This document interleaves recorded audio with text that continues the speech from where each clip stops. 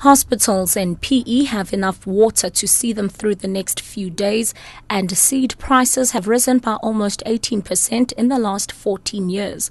Ambusisiwa Khatebo with the latest news update.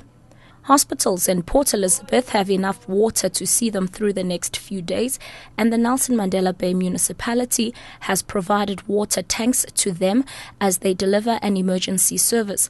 This follows the collapse of two main water supply pipes to the city. A joint operational center has been set up to manage water supply and deal with health issues.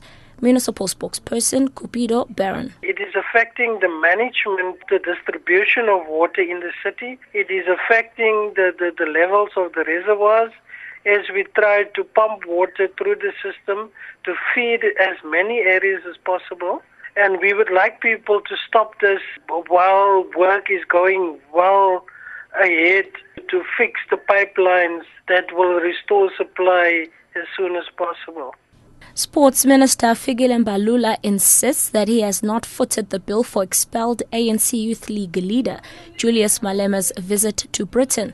Malema stayed in a five-star hotel in London and was interviewed by networks like the BBC and Sky.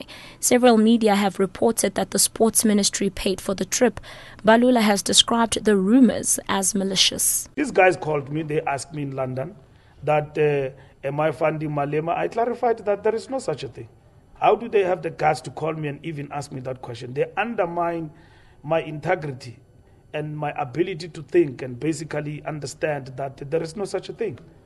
Deputy President Kgalemela Motlanthe has described the failure to deliver school books to Limpopo learners as indicative of a passive citizenry. He says it is regrettable that the tragedy only became part of national discourse midway into the school term.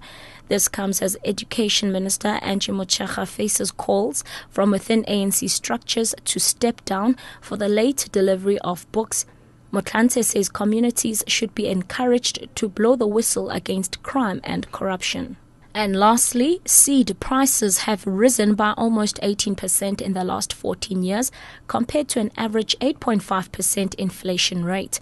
Economist Mike Schussler says the increases will have a bigger effect on maize prices in years to come than Eskom hikes. Amina Akram reports. With 2.7 hectares planted in South Africa, Schussler calculates that the input cost increase for maize producers would be a maximum of 189 million rands, up to 300 million rands. He says the higher prices in grains and maize is likely to lead to higher maize meal, cereal and bread prices in the coming months.